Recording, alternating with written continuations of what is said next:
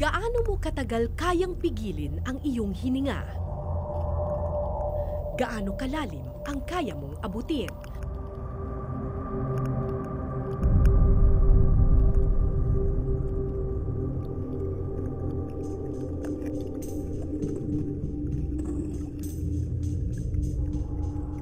Ang lalaking ito, mahigit 2 minuto. At ang lalim ng kanyang sisid, 260 feet, katumbas ng higit 20 palapag na gusali.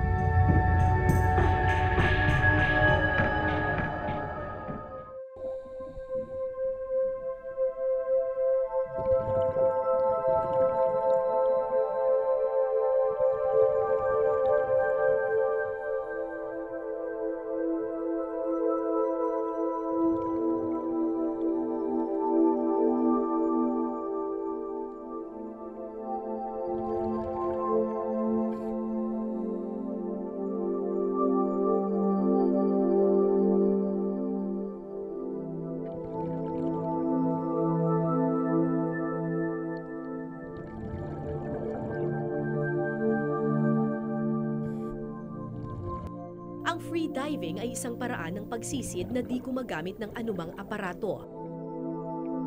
Di tulad ng scuba diving kung saan nakakahinga ang diver sa pamamagitan ng oxygen tank, sa free diving, lalim ng hininga at lakas ng baga ang iyong aasahan.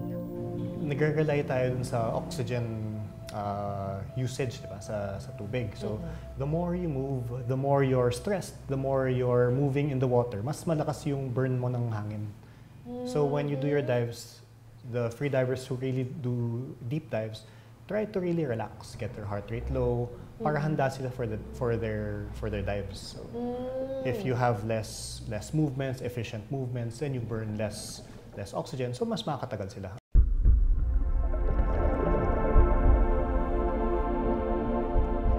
Ang susi sa pagsisid, maging panatag ka sa tubig. Kalmado ang puso, kalmado ang isip, kalmado ang bawat galaw. Sa ganitong paraan, mas tatagal ang oxygen sa iyong katawan. Ang basic rule nga is, if you feel stress or panic, then you are exceeding your limits. Kasi mentally, psychologically, hindi ka pa handa para doon.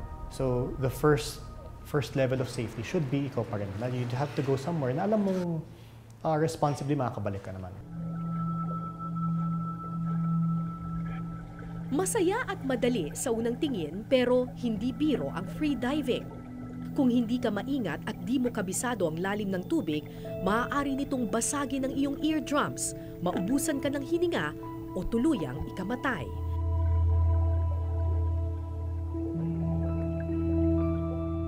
Si Carlo Navarro ay isang lisensyadong free diving instructor. Mahigit 10 taon na niyang pinag-aaralan ang siyensya sa likod nito.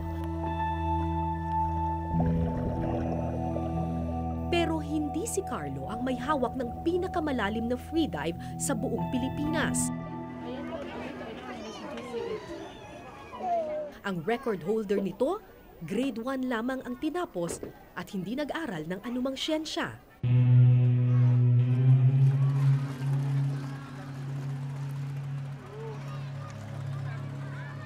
Dito namin siya natagpuan sa isang mahirap na komunidad sa Davao.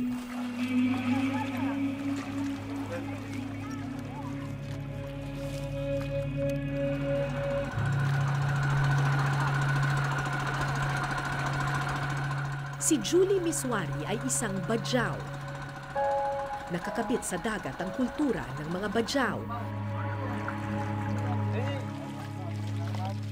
Kung ang karamihan sa atin sa bukid at gubat kumukuha ng pagkain, ang mga badyaw sa ilalim ng tubig.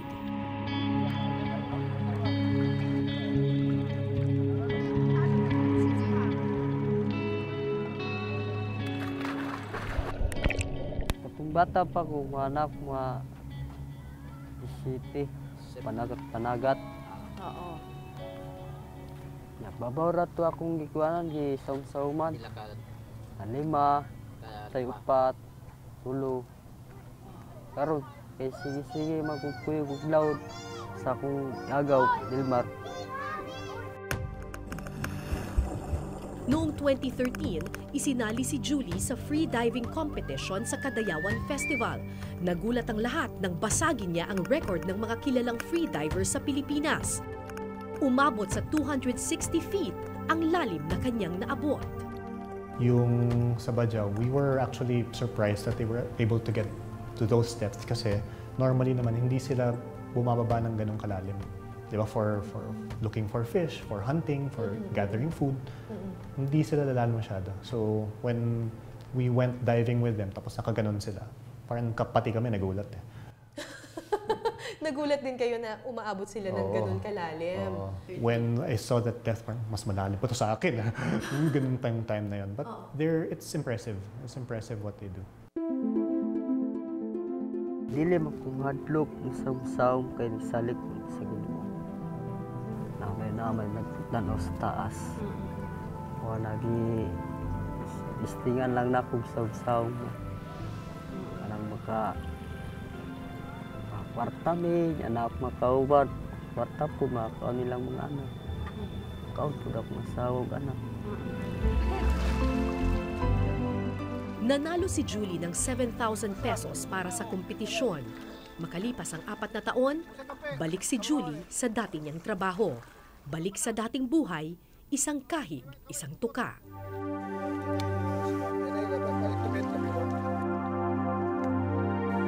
Sinamahan ko si Julie sa isang karaniwang araw sa karagatan. Gagamit ako ng oxygen tank at scuba diving gear para aktwal na makita kung paano niya nagagawang sumisid ng napakalalim.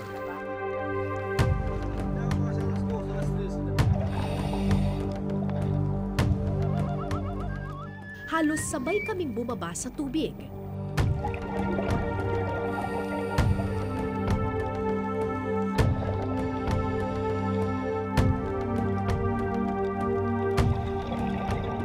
Pero pagdating ko sa halos 100 talampakan, andun na si Julie, nakaupo sa isang bato, naghihintay sa akin.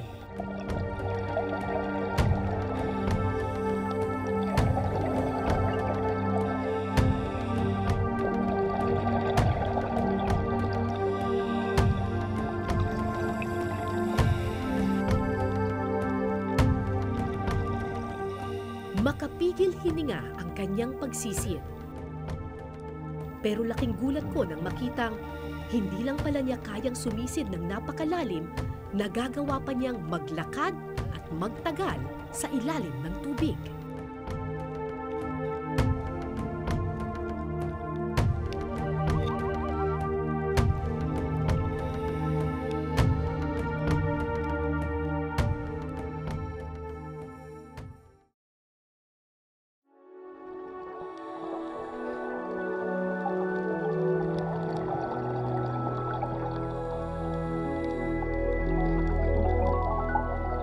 Sadyang makapigil hininga ang malayang pagsisid ng mga badyaw sa ilalim ng dagat.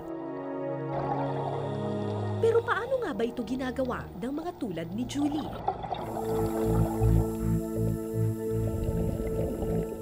Dahil limitado ang oxygen sa ating katawan, kailangan limitado rin ang galaw sa paglangoy.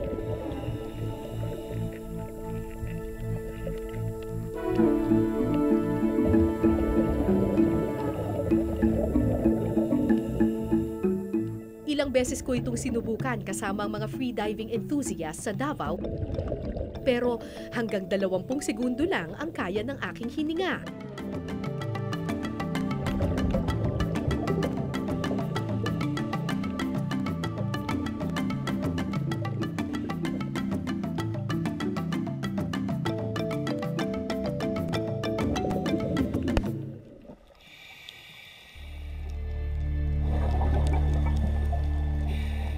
Samantalang ang mga badyaw, lagpas 2 minuto sa ilalim ng dagat.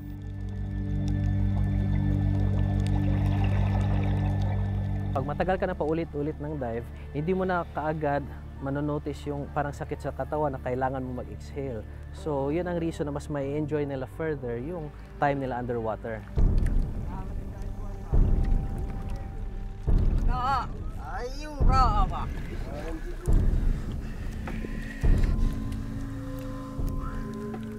Ginagawa nitong si Julie, nagda-diaphragm breathing siya. Ito kasi yung paraan ng breathing kung saan konti lang yung gagamitin mo na oxygen talaga sa iyong katawan. Tapos bumababa yung heart rate mo, therefore you're really, really relaxed. Ngayon, kapag nag-dive siya mamaya, gravity lang yung gagamitin niya. So hahawakan niya itong bakal na ito na may bigat na mga 6 kilos at ito na yung magpupush sa kanya papunta sa ilalim ng tubig. So, ready ka na, Julie?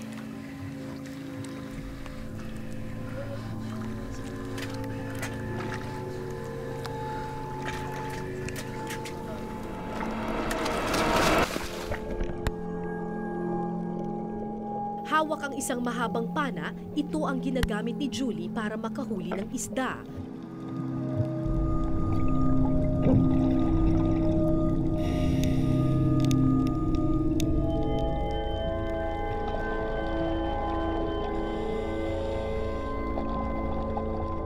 Dahil limitado ang kanyang hininga, kailangan asintado at kalkulado ang kanyang bawat galaw.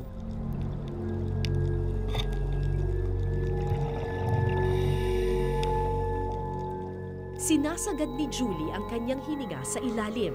Kapag malapit nang maubos ang kanyang hininga, sesenyas siya sa taling nakakabit sa kanyang bewang.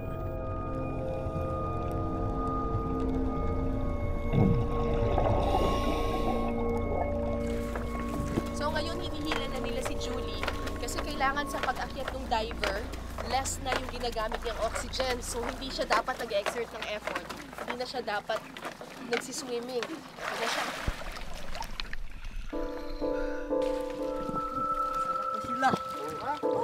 Araw-araw, 6 na oras sa laot si Julie para lang mamana ng isda. Sa kagustuhang kumita ng malaki, halos di siya nagpapahinga. Kaya pagkatapos ng ilang minuto lamang, sisid na naman ang badyaw.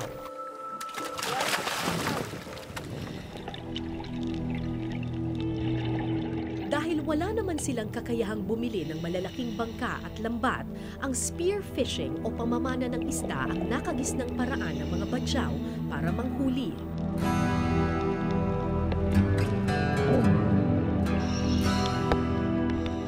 Dati-rati, nakakahuli raw sila ng isda sa mabababaw na tubig lamang.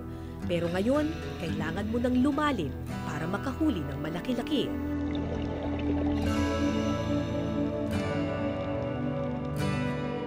At habang palalim ng palalim, palapit rin ng palapit sa peligro ang buhay ni Julie. Pag nasubrahan ka sa tubig, ma'am, alam mo, pumasok yan sa loob ng pair mo. Yan. Hanggang doon may parang magkasugat-sugat na yun. O ganon yung nangyari kay Julie. Ganon yun ang kanyang, hanggang ngayon, hindi na siya masyado nakadinig. Bakit basag na yung Sa sisid, tenga niya? sisid, bata pa. Doon pa sa Zamboanga hanggang doon sa Barcelona, Lingaw, sisid yan. Si Pastor Delmar ang nagturo kay Julie na sumisid. Maagang naulila sa kanyang mga magulang si Julie kaya hindi siya nakapag-aral. Ang dagat ang nagsilbi niyang eskwelahan.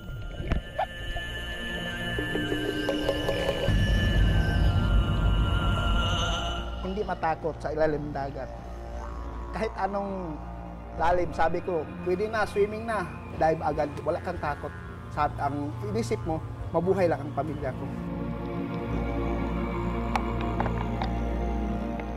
Ayon kay Pastor, 9 na taong gulang pa lang daw si Julie, nabasag na ang eardrums nito. Sumobra raw kasi sa lalim ang kanyang pagsisid at di nakayanan ng kanyang mga tenga.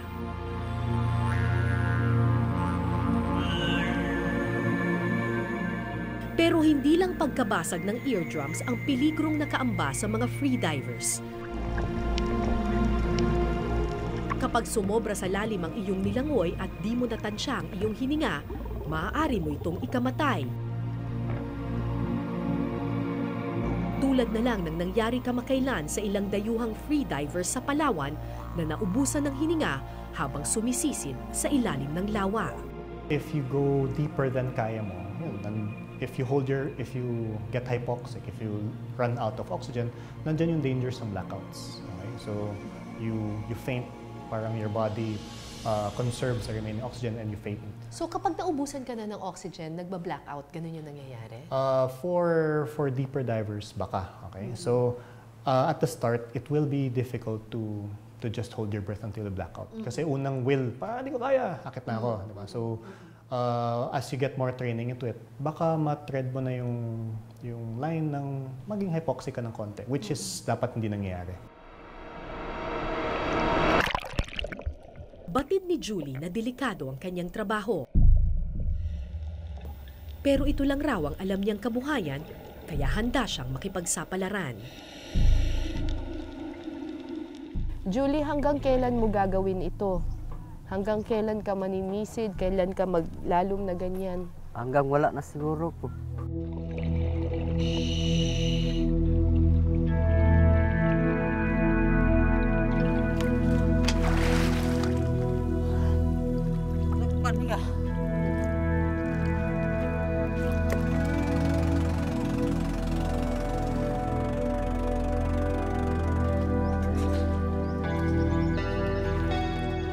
Alas 3 na ng hapon nang matapos ang mga badyaw sa pangingisda.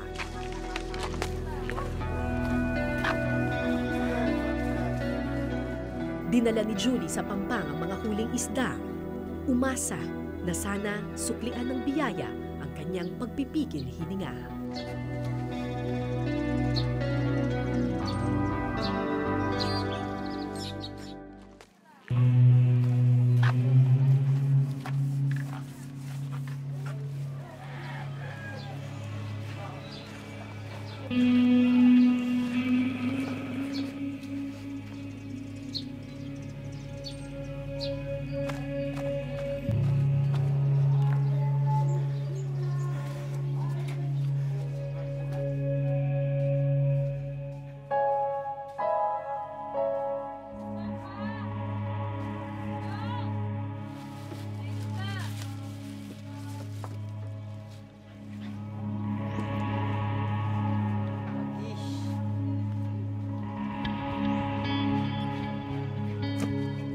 Apat na piraso lang ng isda ang nakuha ni Julie nung araw na iyon. Halos 2 kilo lang ang inabot nito sa timbangan. At nang oras na ng bayaran, Magkano yan? 199? ang kanyang kinita hindi man lang umabot ng 200. Ang masaklap pa, kailangan niyang hatian ng parte ang 3 niyang kasamahan.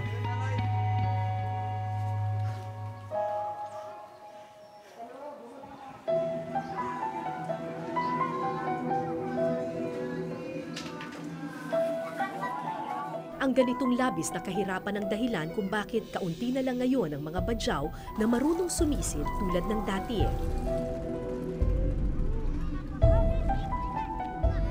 Kung dati sa dagat sila nakikipagsapalaran, ngayon sa dagat na ng lansangan.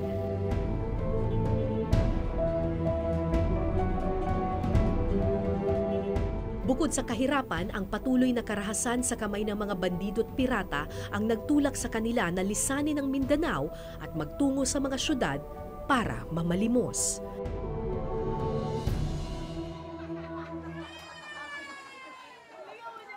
Kung dati, dagat ang kanilang tahanan, ngayon, dagat na ng kahirapan. Saan lang kayo Sa Malaysia, Malay.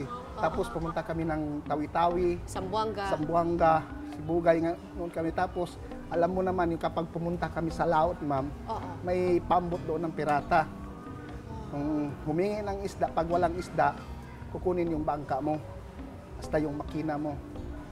So, tapos sabi niya, ano ba yung isda doon? O sige, lalangoy ka, umuwi kung gusto mo mabuhay. Kaya kami nakaalis sa area namin. Ito ang imaheng nais burahin ni Pastor Delmar, kaya niya tinuruang sumisid si Julie para maibalik ang dignidad ng kanilang lahi, maibalik ang dagat sa kultura ng mga badyaw. Pili ko matog. Limas sa'yo, ulawot ko lagi. dagat na lang ko kay way tao dagat. May pasilab sa dagat. Pag mga amigo na mga bato. Yung gawas ng isda di. Akaon gyapon.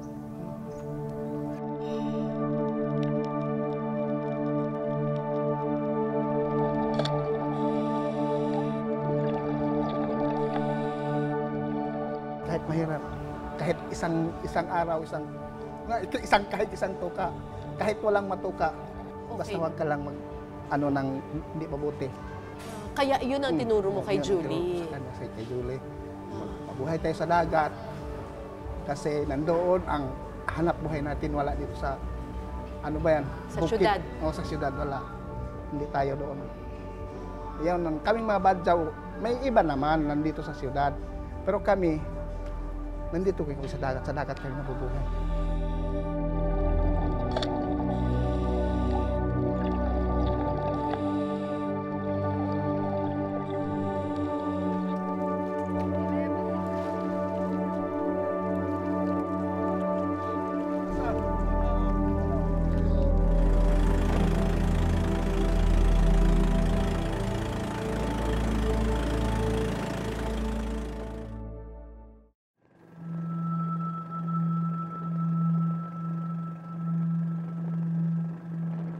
Kaakibat na ngayon ng salitang badyaw ang pagiging pulubi ng lansangan.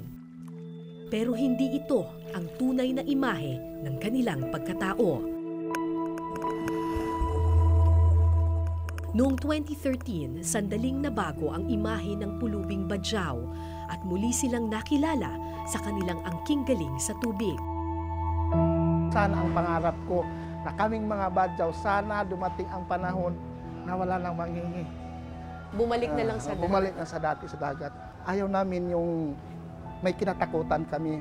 Gusto namin mabuhay lang ng normal.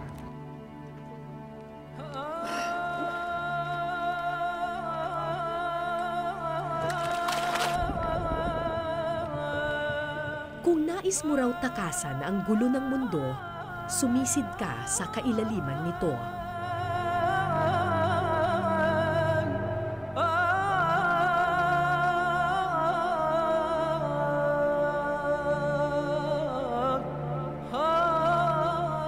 Gaano man kadelikado, sa dagat lang raw tunay na nakakaramdam ng kalayaan ng mga badyaw.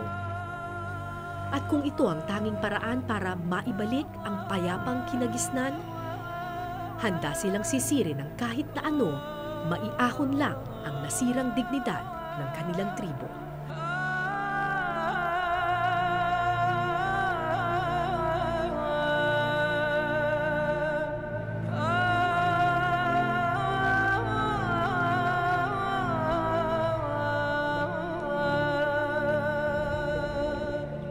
Ako po si Cara David at ito po ang Eyewitness.